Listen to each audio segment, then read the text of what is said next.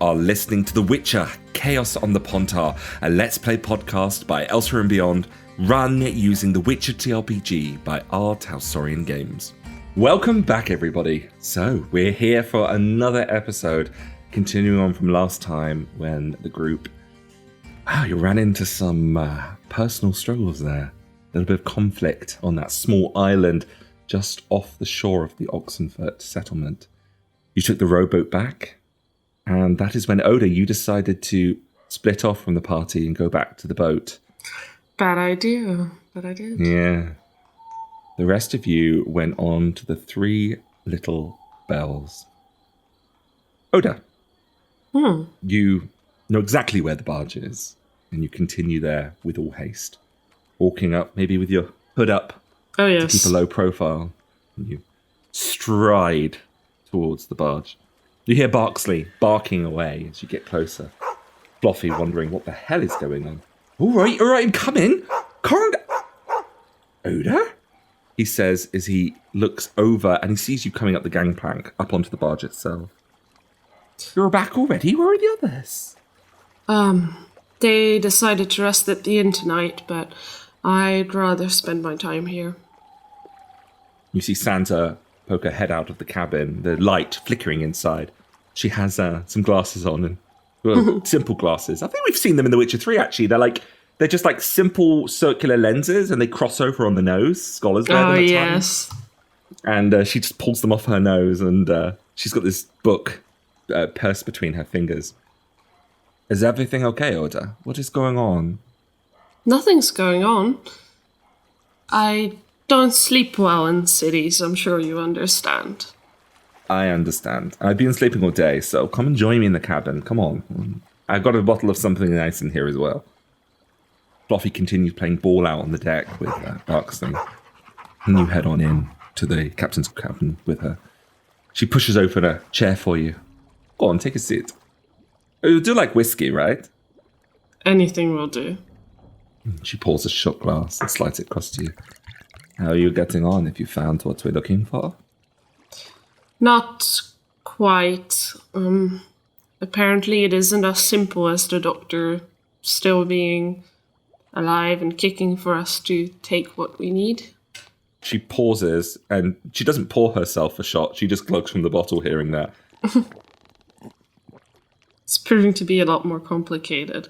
And Oida actually tries to, once she reaches out for the glass and stuff, to hide the veins on her fingers and things like that, you know. She just passes you the bottle. I'll be down below if you want anything. Just take a time if you want. Just take some time. Thank you. I appreciate it. I reckon we shouldn't be staying here too long. We'll leave in the morning, perhaps, yes? Well, I think we can do this. Maybe tomorrow night. And she leaves you to sit for a little while, taking in your thoughts in the silence.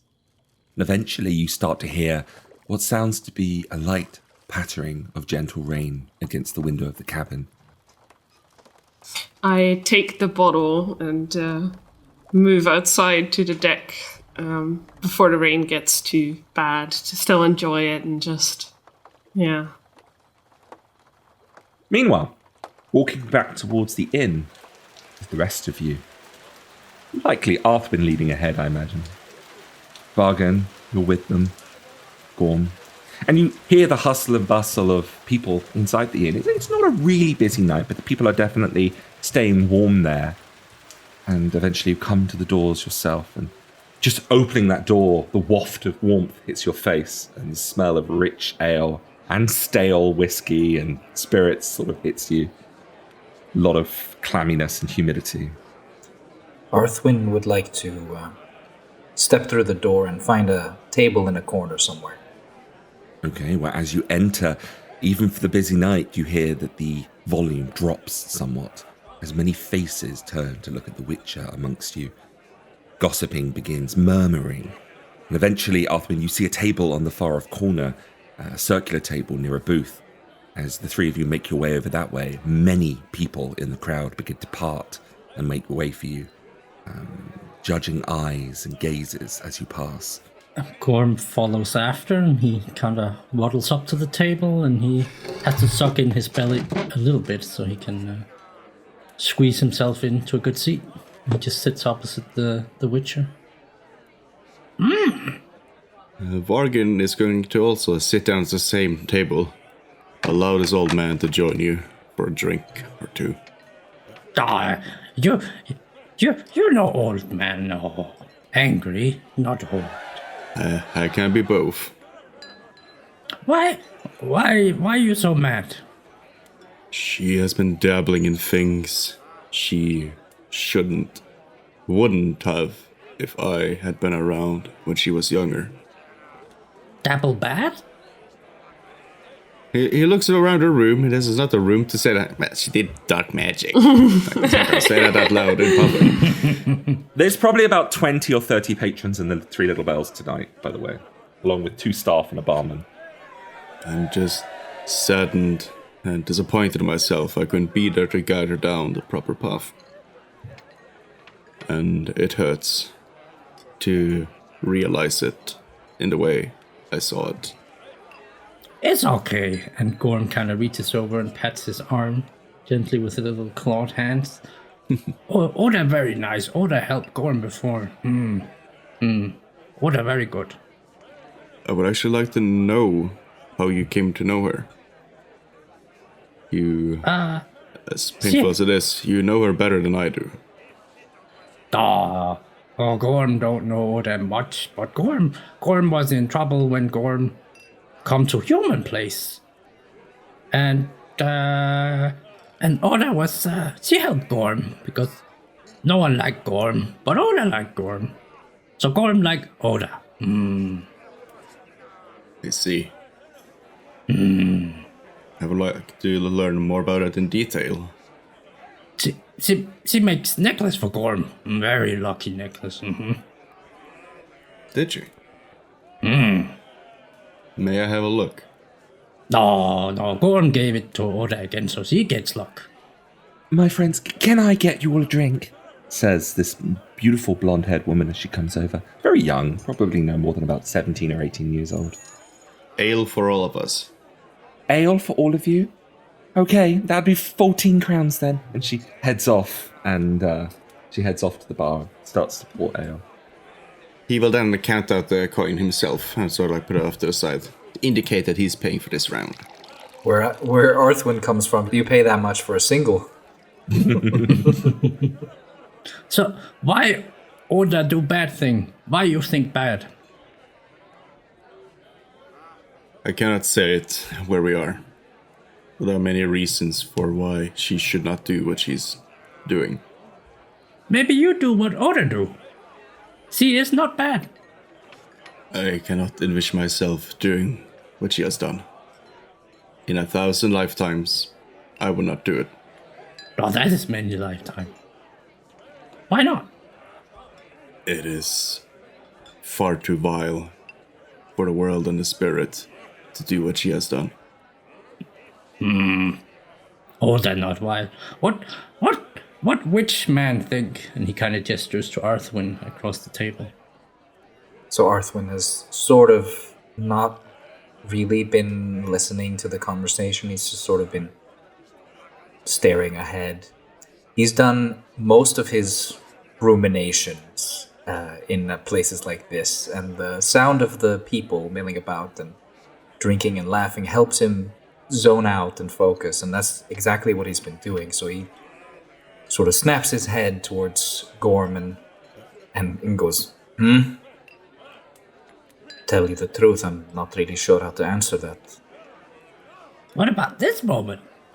The woman interrupts as she comes over, placing 3 beers down. When is the brawl starting this evening? It's already passed. He sighs. I have a question for you, sirs, she says as she looks forward.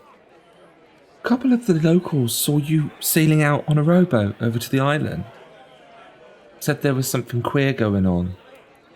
Strange sounds. You don't know anything about that, do you? Oh, we had big battle. I did hear one of them mention I saw monsters and struggle. They come out of sea. The Witcher sort of butts in a little bit and confirms, we were out there fighting some drowners. Just pest control, that's all. You did that for us? Of course we did. No. Give me a moment. Thank you, sirs. Just a moment. And she heads off. She's gone for about another couple of minutes. Not very long at all. Not long enough for you guys to get back into a decent conversation before she comes back and she pops down a pouch of very bursting coins in the middle of the table and goes, I had a little run around. Some of them weren't too interested to get involved with the likes of you, but it seems that people are quite generous when it comes to defeating sea folk, the dangerous ones. 80 crowns, just to help. Thank you. Oh. I don't want to be the guy that's skeptical of people, but I want to what's their angle at this? Is this truly just altruism that we're getting here? You would have to roll a human perception, but the thing is, you don't know this woman, and you don't know this place, so you can roll it, but that's a -5. Alright, then what I'm rolling has a -3 to it. Okay. Alright, that's a negative. So that's a fumble and a 10. It's so hard to get that. But, you're allowed to be suspicious. After all, you have spent your life trying to avoid being around too many settled places. We don't... Gorm just kind of takes the pouch of coins and hands it back. Drink for everyone! Does anyone stop him from doing that? There was a slow drinking noise that just stops for Vargan the moment he gives it back. The Witcher just sort of almost chokes on his ale. But he can't do anything about it now because Gorm's already said it and there are people looking. Everyone's looking. You hear the clink of glasses. You even hear one person break a glass. As they're like, there's this influx of awe and wonderment. And then suddenly the band in the corner strike the note.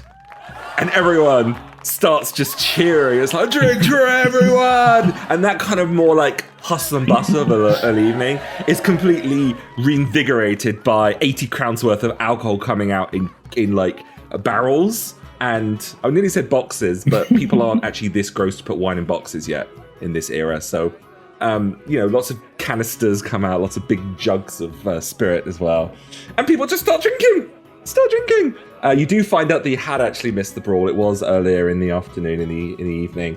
But it doesn't stop people from starting to do things like arm wrestling on tables. People we can see throwing coin down. Other people are wagering how good they are at it. A couple of people pull out some Gwent cards, throwing them down the middle, doing rounds of them. And with just one simple gesture, Gorm, it is as if you cast a spell of merriment across the entire establishment. Okay, you want fight? Gorm kind of looks at Vargan. I seek no conflict, no. You want brawl, no? It was supposed to be a business opportunity for the Witcher.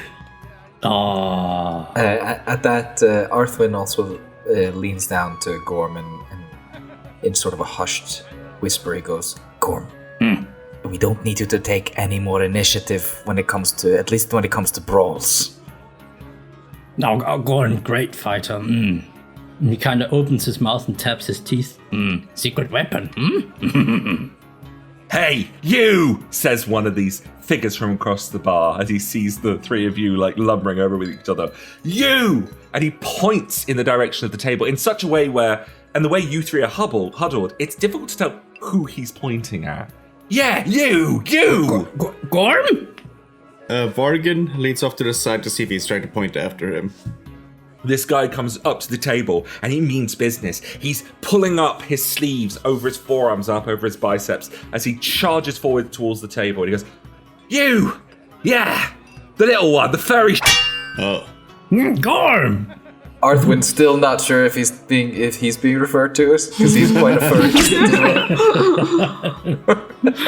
He pulls in a chair and he spins it around. You know that really obnoxious way where you sit on the chair backwards and you've got the high front in front of you? And he puts one left arm on that and then he leans forward and he puts his right arm on the table at you, Gorm, and he goes, I want to see how strong those little veiny arms of yours are. Come on. Tell you what, 10 crowns say I can smack your fist into this table. Gorm say 20 crowns. 20 crowns! Fine!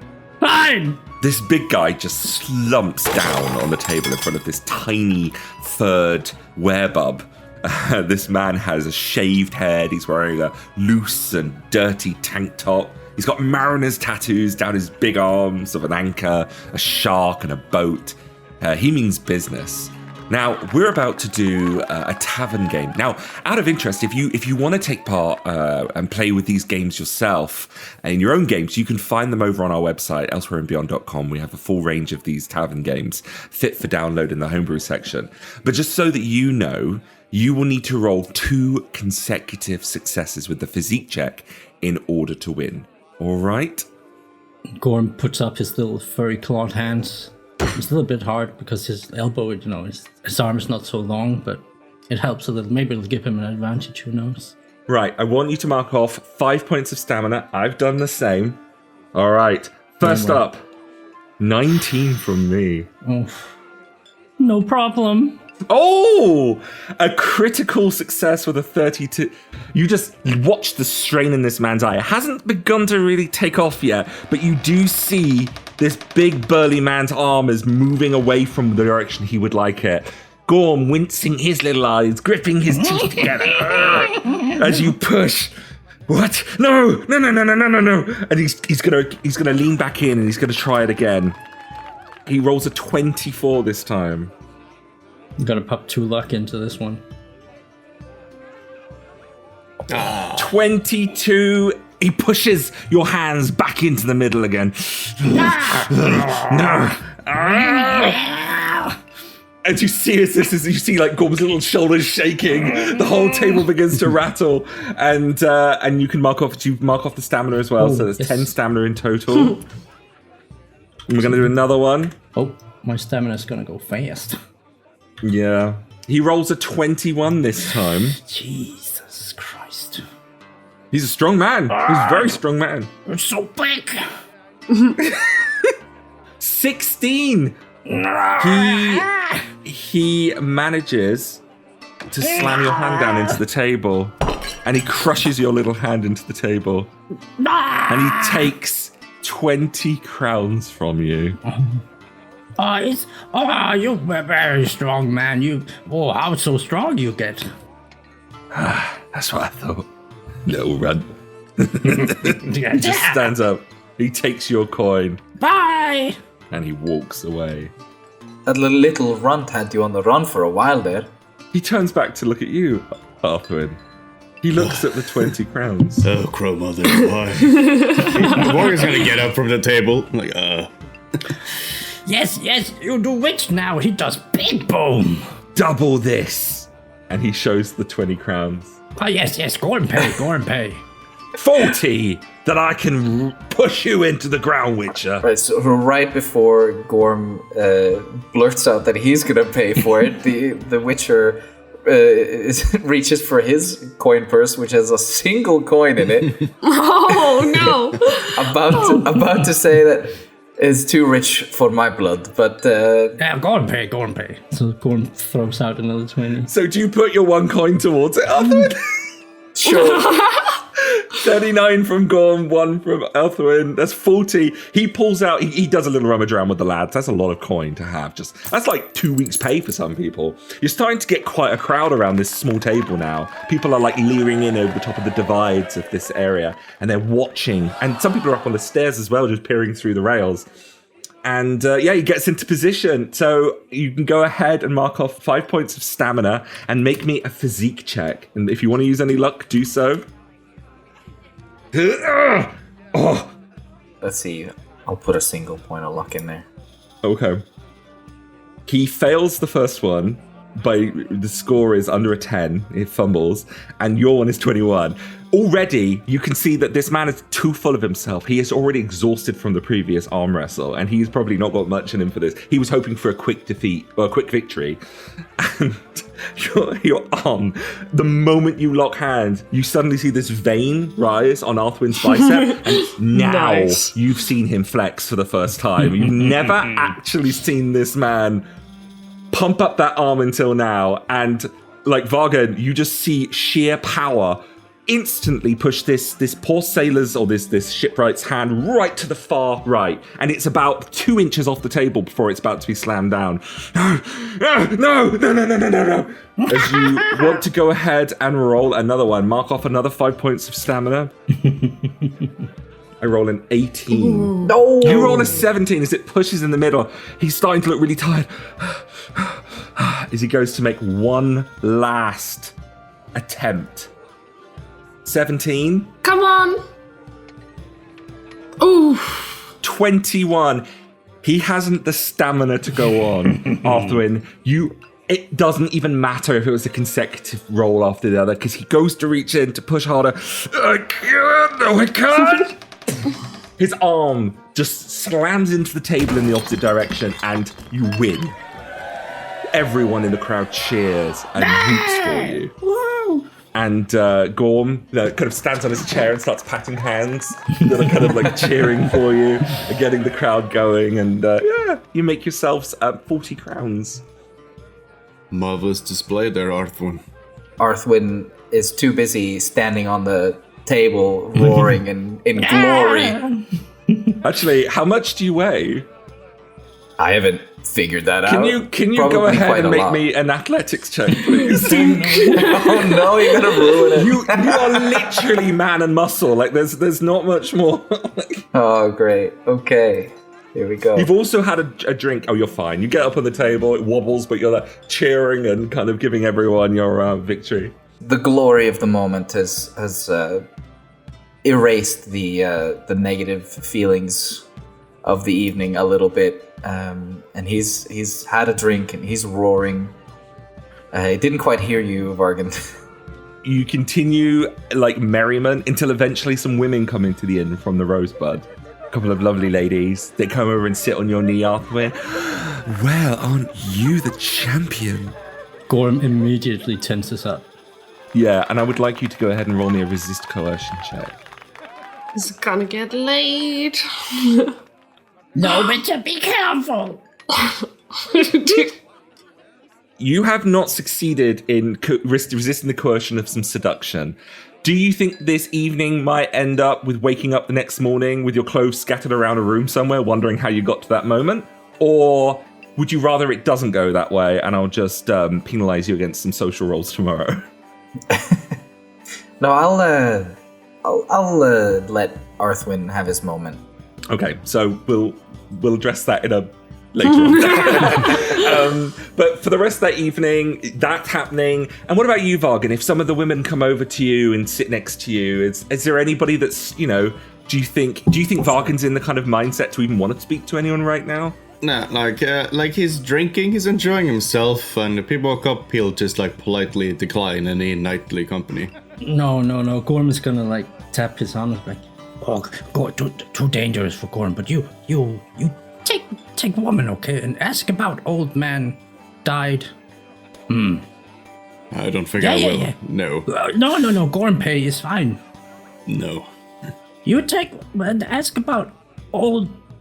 Kiss your house, At this man. moment, you see Arthwin leaving the inn, and he's picked up one lovely lass in his arms, and another one like around his other arm. Sorry, man.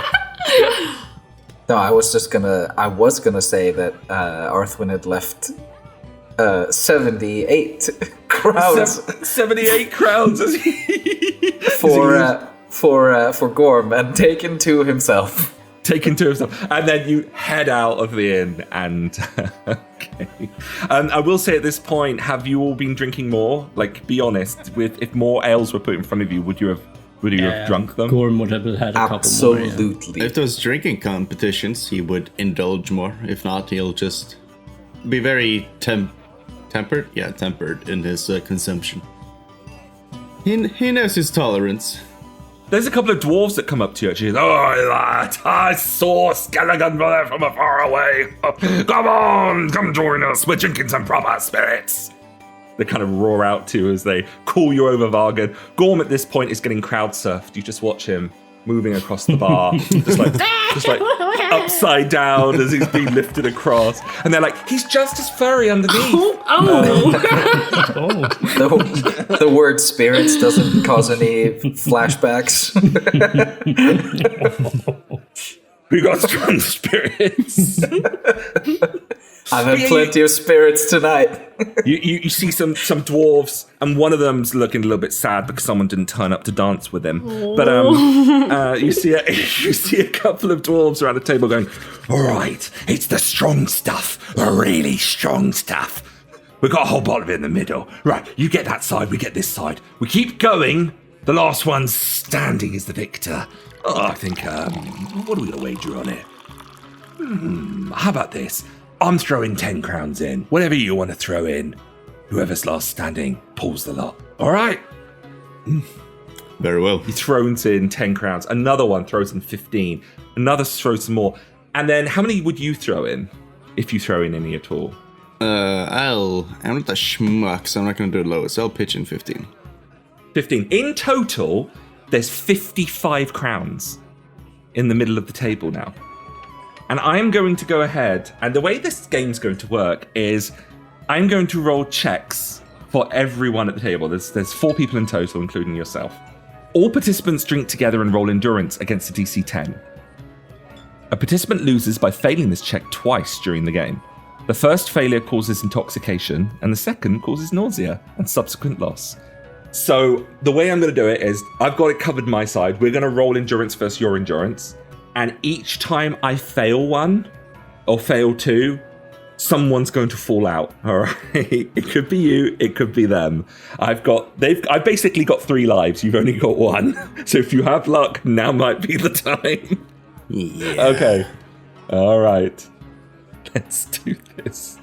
First one rolls 19 versus your 18. Well, it's still enough. Okay. 2 others. Oh, first one's out. Literally, one of the fellows at the table with you, he's like, hooray, I've got it. Here we go. And he grabs himself one of these shot glasses, drinks it, glugs, glugs, glugs. No, it doesn't sit right on fish. And he just throws up and he's already out the door. Like holding on to the door frame, just spraying the welcome mat. Just having a nasty reaction to it. One of the others, you've got 2 others in the contest still with you. He's fine. He drinks as well. And the 2 other dwarves now. All right. The DC now goes up to a 12. Are there any interesting rumors in town? I ask these guys while drinking. Interesting rumors? Wow. Apart from not getting killed if you're a noble. He drinks his shot. And that's all he says this time round. He's going to go ahead and do his roll. He is out as well. I rolled a fumble of 9.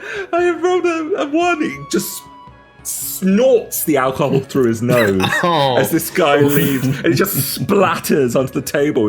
He kind of coughed and drunk at the same time, and he's just so unwell. He hits the table. He's like 2 shots in. What are these people made of? They're clearly not fumbled by 9. This man has instant liver failure. He's vomiting. He bangs his head on the table, falls down. The last dwarf that's left over is not the one that started this competition, and he looks and goes, I heard a thing or 2.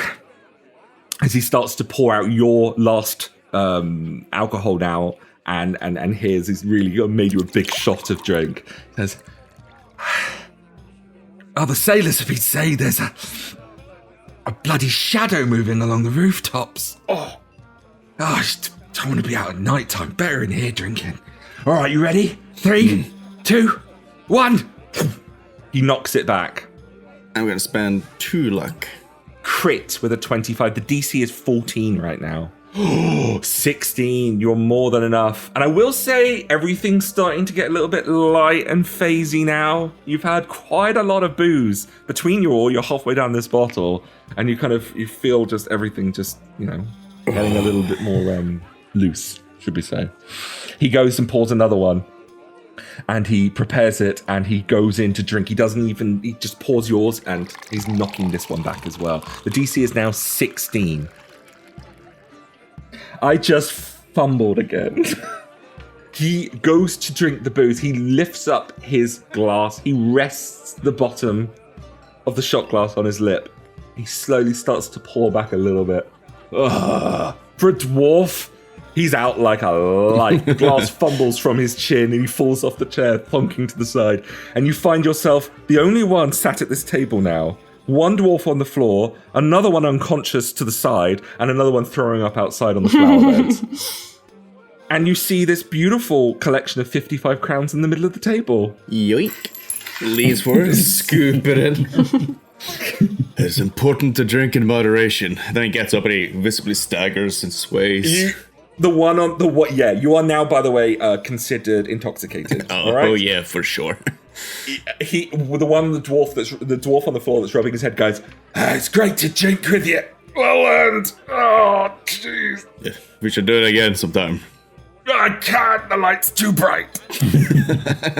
Meanwhile, Gorm has ended up on the stage and he's singing with the band. The band now playing a vigorous song, luckily drowning out the noises of Gorm, who's desperately trying to kind of harmonise with whatever flute or whistle that's been played. So what copyrighted song are you singing? Yeah, what copyrighted song are you singing? Don't you dare. Gormsy, maiden fair, Gorm has a lot of hair. He grabs his belly and just shakes his belly on stage. Shakes his belly, which is great because with the chainmail you have and all of the other metal, it's this beautiful sound of a tambourine. And you can just give it a wobble. You're like, just kind of give it a shake, and it's actually kind of in rhythm with the tune. Anyway, the night is very rowdy. The two of you eventually go back upstairs. Gorm, you kind of have to help Vargan a little bit. I don't kind of know what kind of drunk Vargan is. How would you describe him in his most inebriated state? His most inebriated, very loose-lipped. Very loose. So what kind of things would he tell Gorm as he's being like kind of pulled up the stairs towards the rooms? There's no filter in any questions he's given. Oh, does Gorm ask a question? I'll let you ask one or two. Did Morgan have fun? I had a great time. People are easy to drink against. And we'll do it again. You're a great drinker. Just no more be mad at Oda, okay? I probably will be angry for a while longer. It's very bad what you did. Terrible. No. Gorm just pats his thigh because he can't really reach that much, so he just kind of leads him upstairs. It starts as a pat, and then he just palm thrusts you in the back of the calf to push you into the room. We sort of like stumbles into the room looking into like an empty cup. I just don't know why. You sleep now, okay? And he kind of pets him and kind of pushes him into the bed. He lets himself get pushed in. He's exhausted. Gorm, go catch Killer now, okay? And then he pets Morgan. Wait. And leaves. Wait. Do you continue after Gorm, or do you just lie in bed and hope for the best? I have to what he said. I have to follow it. You are now officially intoxicated, Bargain, which means your reflex, dex, and intellect are at a -2, and you're at a -3 for verbal combat. There's a 25% chance you won't remember this tomorrow, or anything that happens whilst you're intoxicated. So take that away. Don't discover any clues, guys. Gorm, you have just pushed Bargain into the room, and you're off to find the killer. So please explain to me what you're doing. Well, Gorm's just he overheard that people are running around on the rooftops, and apparently that's obviously gonna be the killer, right? Because there was that stuff in the house as well, so his plan is just to kind of wander around the houses at night, see if he can hear anything. I mean, he's not gonna see anything, he has terrible eyesight, but... Well, you head outside. Vargan, you're probably only a few seconds behind him. As Gorm, you stand out in the street at night time just to have a look around and see what is out there. Morgan, why you no sleep? I thought you said... A moment. Oh. It makes a weird bodily noises. half belching. Oh, just think of fish oil. I'm not hungry right now, okay? Oh, He swerves forward, righting himself up as he holds onto the back of your head for a second. You can't go and look for them on your own. That's go mighty warrior. that's what I worry about. Well, if they get you from the back, what then? Oh, Gorm has a mighty back. Well, you're out in the street, and meanwhile, somebody rolls over in bed, covered in a light sheen of sweat, and with a lovely lady going, "Ooh, I think I'll go and get a breather." The Witcher, I'm not sure he's very interested in continuing this relationship any further. Get out, harlot. Can you go ahead and make me an awareness check? All right. No. Oh no. Yeah, I don't have any money for her to steal. I was going to say, knows. when she's out of bed and she goes up to the door, you can see that she's flitting her fingers through the inside of your leather satchel that's down on the ground next to your boots. So Arthwin just sort of chuckles at her. Sorry, love, you're not gonna find much in there. What? No, That's it with you, Witcher, isn't it? It's always exciting until I realise it's not actually exciting with a Witcher, and then never mind, just get out. Get out before Bertha sees you. And she heads out the door. Oof, that's harsh, man. Yeah, so the Witcher's gonna pick his clothes together and head on out, stumbling into the street. Hey, had you not been a Witcher, I would have put you in the same level of intoxication as Vargan, even though he drank way more than you did. You would have been close to it, but you're a Witcher. I will say this. When you head out, you do hear the sound of like a garden gate swinging shut. And somewhere down an alleyway, you can hear like a squeaking noise. Sounds like a kind of a ball bearing, like a joint of some kind. Right, so the intention was to go to sleep, but Arthwin's curiosity gets the better of him, and he follows the sound.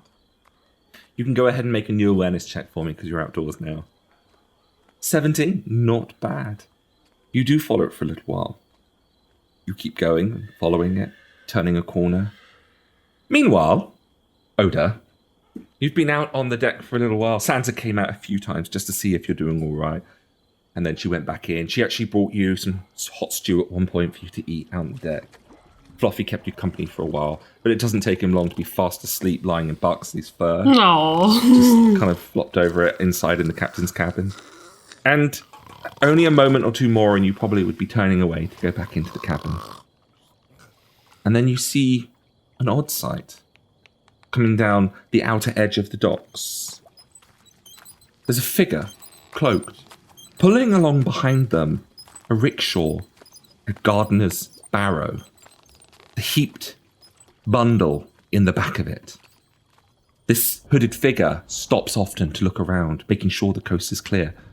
Sometimes putting the rickshaw down to wander forward and look around the corner before returning to pick it up and keep pulling it along. And you watch for a minute longer until eventually you see, staggering a little bit, swords trying to fasten them onto his back still, doing up a belt, and then like the buttons of the tunic up. He's Arthwin. Oh. Lacking social skills normally, and after a drink or two, thinks about it for a second, and just gives like this awkward wave. Wave in the darkness. Oda tries to like point to where the person with the wheelbarrow was going, and then like point to herself and point to Arthur, like, you know, I'm coming to you, or like sign. But then she also realizes it's pretty dark, so she pulls up her hood. Yeah, it's very dark. She pulls up her hood and begins to quietly make her way off the barge, I think. Arthwin was about to confusedly sign back and forth a little bit, but seeing her get ready to head off the boat, he understood. and tries to sort of look in the direction she pointed.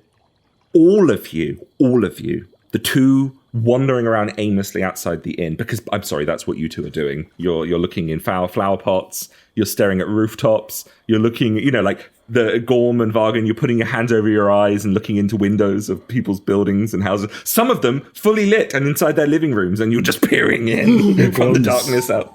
Gorm's always trying to give good advice, like, when trying to catch killer, you think like killer, Yes. So let's find a murder victim. Who you wanna kill?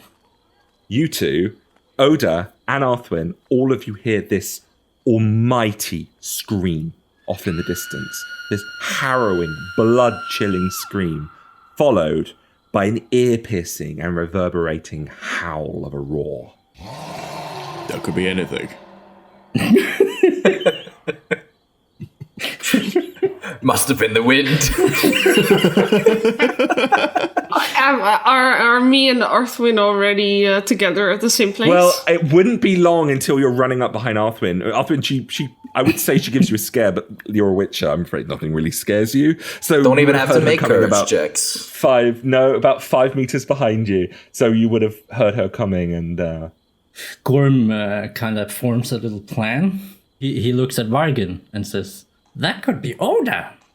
He like, that's not, but it could be. And he like immediately tries to figure out more where his sound came from. And like fidgets, knocks over a pot of flowers with his elbow.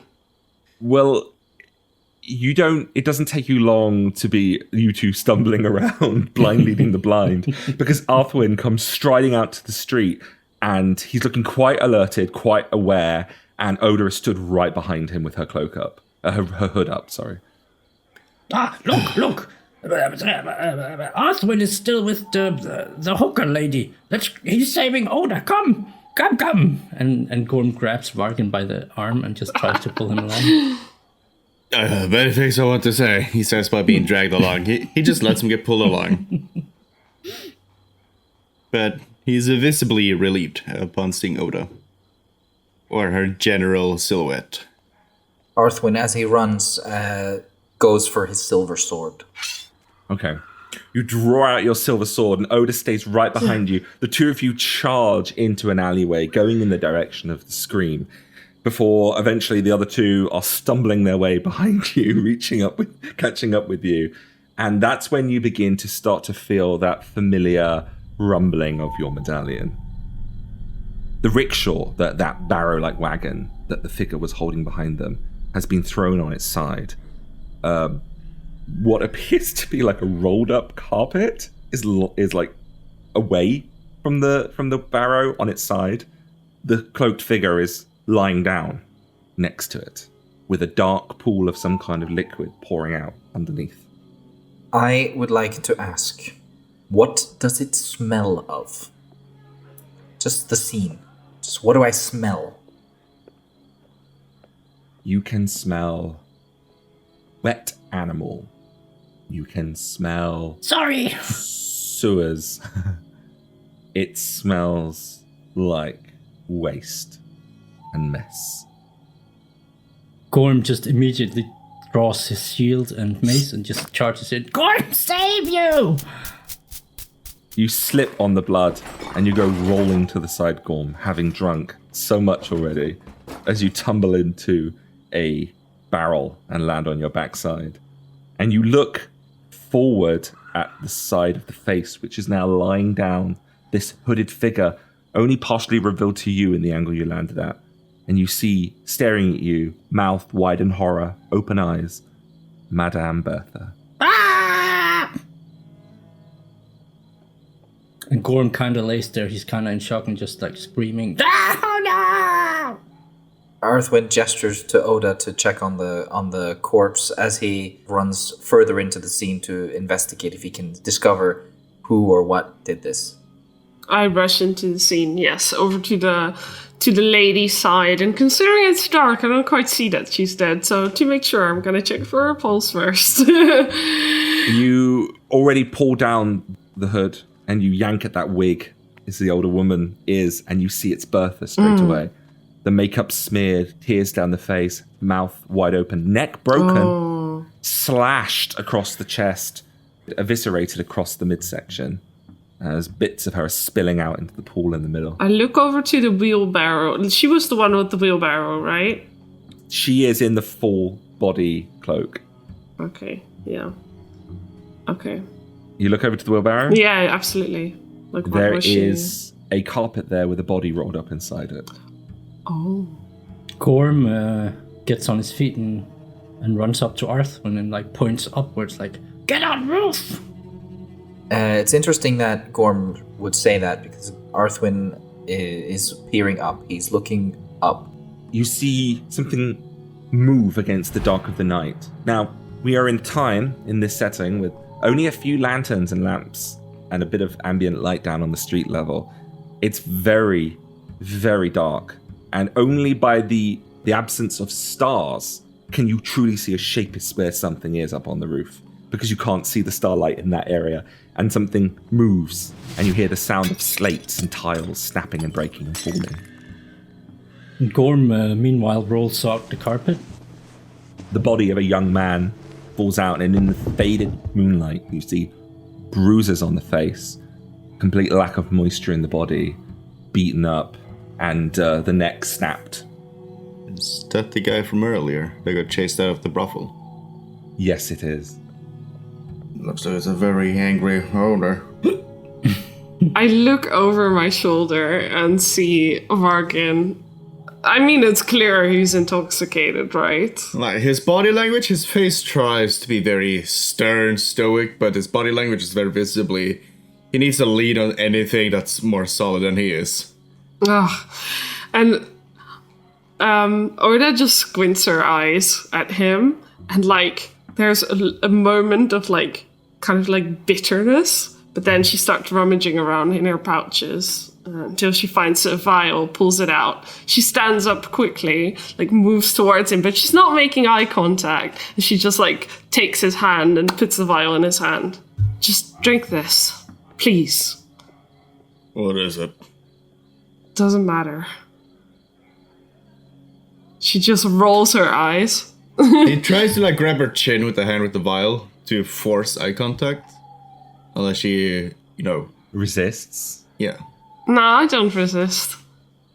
And is it like she's still trying to look away, but her chin is being held up to look at his face? Yeah. She's still looking away. It doesn't matter, just please, you can't be... After what I've seen today, I need to know. Then she makes eye contact. Do you really think... It doesn't matter. Just drink it. It will make you feel better. It's just a simple potion. While these two are arguing about this potion, could Arthwin attempt to travel in the direction that he saw the creature go? Okay, so I'm going to give you a choice here. You can go through the streets or you can take the rooftops. If you go through the streets, you don't have much to track because you know this creature is above you. Which will have a penalty on a wilderness survival roll in order to track this thing. If you go up onto the rooftops, there may be a challenge or two to get over some lengthy jumps and gaps, but you will have a much easier time following this thing. Yeah, but I might fall and break my neck. Yeah, that might happen. Yeah, I think the slowness of climbing up will hurt me in the end, so I'll run. Arthwin doesn't really have time for what you're all talking about, so he pushes past you with his silver sword in hand, and he's racing back up the alleyway you came through, out into the open street in front of the Three Little Bells. And I'm going to ask you to make me a wilderness survival check at a -3. Gorm waddles after, still having his mason shield. Morgan's gonna pop the lid and smell it, trying to recognize what it is. Or identify it. You can go ahead and roll me an alchemy check if you want to try and identify alchemical concoctions from how they smell. 9. You have absolutely no idea what that is. As for you, Arthwin, you enter out into the streets. Gorm's right behind you, and you have to ask him to slow down because the pitter-patter of his armor and his boots and everything is disturbing your train of thought. You have to ask him to stop, and you look around, and there you see a cart on its side and a fruit is rolling out into the street. You bolt off in that direction, heading more towards the dock now than you ever had, to where the big ships come in, and you continue on with Gorm behind you. Meanwhile, Vargan, you don't have a clue. Rolling a 9, you don't have a clue what that is. You don't recognize it at all. He then more or less just gestures for her to start running after him, not making any signs that he's going to drink it. Orda visibly rolls her eyes. It's just wife's tears. I'm not going to poison my own father, despite of what you think of me not right now. And she grabs a quick empty vial. And can I actually scoop up some of the blood on the street that's coming from? You can. The only blood that's there right now is Bertha's blood. Yeah, that's fine. Okay. And just do that, try to do that very quickly and run after. Be very aware, because I think I know why you're scooping it up. Mm-hmm. Fresh blood. Oh, fresh. Yeah. Okay, so it needs to be done quick. Yeah. Yes. Okay, all right. You scoop up some blood in a vial, and you get some blood, you turn past Vargan, and you run back in the direction that Arthwin and Gorm are going. Most people wouldn't be able to keep up with a Witcher, because they're very good at what they do. Only Gorm isn't that great, so you can just hear clanking of him catching up with the Witcher, sometimes running at a small sprint going, Gorm is very great over short distances. Arthwin, you make off into the dock area, and the last you catch the tracks of whatever is moving is before you find your way to a huge opening grate out into the water. An inward access, a tunnel leading to the sewers beneath Oxenfurt. You see prints now, where something has launched itself off of the rooftops and landed in the soft, silty dirt that leads down to that tunnel, that huge, looming, echoing entrance under the city. And inside the mud, giant prints, mammal-like, claws deep into the dirt, spread. And a tuft of fur ripped on the entrance grate. Do I recognize the print or the fur? You can now go ahead and roll a Witcher training check. Yeah. You recognize that this is a werewolf or werebeast of some kind, spurred to action at nighttime, fast, dangerous, and on the hunt. I will let you read that in your own time. But immediately, all the signs are now clear. The level of evisceration, the amount of carnage and damage, and the quickness with which it hunts within an urban area and then leaves again. Gorm finally catches up. He's trying to catch his breath. Monster in human poop tunnel. Arthwin is sort of knelt by the sewer entrance, looking down, and he glances over at Gorm as he approaches, and he goes, I think I know what happened to our doctor. Oh? He lives in poop tunnel. Oda, right behind you, as you're hearing, you now find yourself also at this end of the dock, this area. Not a lot of sailors come because the sewer entrance kind of leans out to this side of the water. And you hear the same line that Arthwin just said. I think I do too. At least partially. Gorm knows. Gorm just kind of nods. Meanwhile, just before you say what you're going to say, Vargan, what are you doing? Well, after she turned a corner way back when she's not looking, he would have taken the sip of the potion. Unless I'm mistaken, that potion completely sobers you. Yes. I'm going to say it's not a pretty thing that happens. You drink it, you probably 10 seconds pass or so, and then you vomit. You vomit again. You just vomit one last time. And then when you lift your head up, apart from feeling quite dehydrated, you feel quite blimmin' well sober as well. He takes a deep breath and he's gonna run after them, which looks like a slow jog when other people from the sides look at him go. He's very slow. Yeah. He's very slow. A couple of people have come out into the street now. You see one person saying, "There's something going down in that alleyway. I saw a witcher go in there and then people run out. We need to go and have a look what that is." No, stay inside. It's not safe. Can you go ahead and make me your choice of leadership or persuasion? If I had a choice, it's going to be leadership. You have a choice. Okay, make a leadership check then. That was a really bad roll. 17. They pause for a second. All right, lads, you heard him. There's danger afoot. Get inside. And they close the door. And they kind of, a bit of murmuring happens inside the inn. It does take you a little while to find them, so you're not just there yet. Back at the dockside, you're all there now. Did he go in there? Oda nods to the entry of the tunnels. Arthwin points at the fur and at the large prints in the mud below and gives her a nod. We have our doctor. Yes. Gorm just kind of nods, pretending to completely be aligned with their train of thought. The fur. Can I reach it from where I am? Oh yeah. I mean, it's like it's been caught. It's been tuft, pulled out in a tuft as this thing has gone through the grates to get into the tunnel. So can I sort of investigate that? See, is it coarse? Is it like wolf's fur, or is it more like thin hairs like a rat's? Thin hairs like a rat. What? The Witcher sort of rubs these hairs together in front of his face and looks at Oda and the others and goes, "I think our doctor might be a were-rat." No, I would like to roll on maybe knowing more about it. Yeah, same.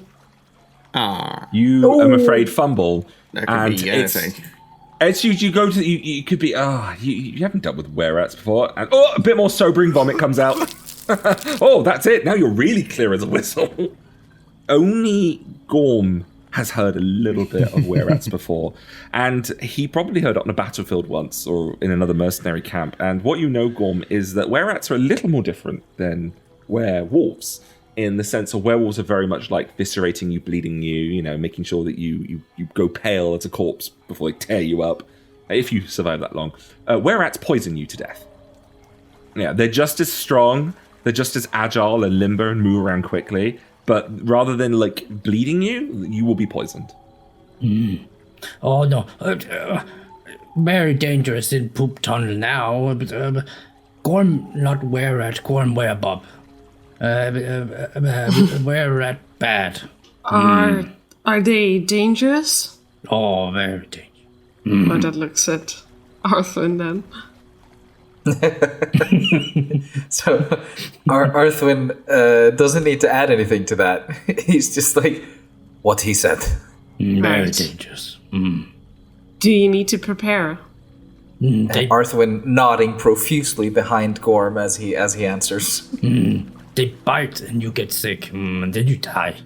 Then we will quickly retreat from here before we announce our presence and plans. Good idea. And Orda looks over her shoulder. And is Arthwin or is Vargan looking more sober? He's making he's leaning on the wall trying to fake. He's still intoxicated. He's not very good at it. Roll me a deceit check. Oda, you can go ahead and roll human perception. Yes, please. This is very very rarely do we have a PvP skill of. 16 human perception against a deceit of... I warn you, I'm quite bad at this. 10. Yes! He is faking it. He's faking it. Yeah, okay. Seen that before. Another eye roll. Orda will remember this.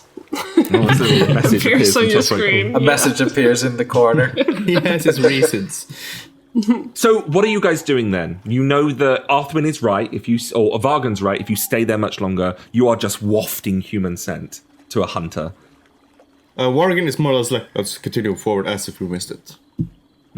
Okay. All right. So you pass the grate, you hop over the little archway of stone, that's used until the tunnel can go deeper underneath the city. You hop over that, you continue on the path, and you keep going, which eventually you'll have to walk through the town again to get to the barge on the other side, or back to the inn. It'll be safer all in the same place in case it chooses to track us down. We go to inn and tell people not to go out. I already told people to stay indoors. Oh. If Arthwin needs to make something or prepare in any other way, shouldn't we be doing that out of the eyes of the public? Back to the barge. Back to the barge. Wait! What about body? Bertha body. Had body. Why she had body? Oh. You didn't go back to the Right. body. That's the point. You haven't been back to the scene. As cruel as it is, I believe it's better if we leave it be for now. Let the townspeople deal with it, yes? But why Miss Bertha have body from Whereat and carpet? If I were to guess, it is the owner of the previous establishment or someone else that had a disagreement with the man we saw earlier. You recall the less than clad man that fell down? He Whereat? No. We have some time before we move tomorrow. It's like probably in the far middle of the night, right? Yeah, it's so late. Midnight. Yeah. I think we should find out about that in the morning, if I can be so bold. I think that's actually a good point to close today's episode on. And before we go, I just want to say a big thank you to everybody that's supported us, to our subscribers and to our Patreons, for the likes and the comments. We love making the show, and our dream is to make Elsewhere and Beyond this bigger and better machine with each new release. So if you enjoy listening and you feel that's something you want to get involved in and behind, we appreciate all of your support. And you can find us over on Patreon, which is patreon.com/Elsewhere and Beyond. A big thank you from all of us. Anyway, make sure to check us out next time for episode 8 of The Witcher: Chaos on the Pontar. And until then, bye-bye.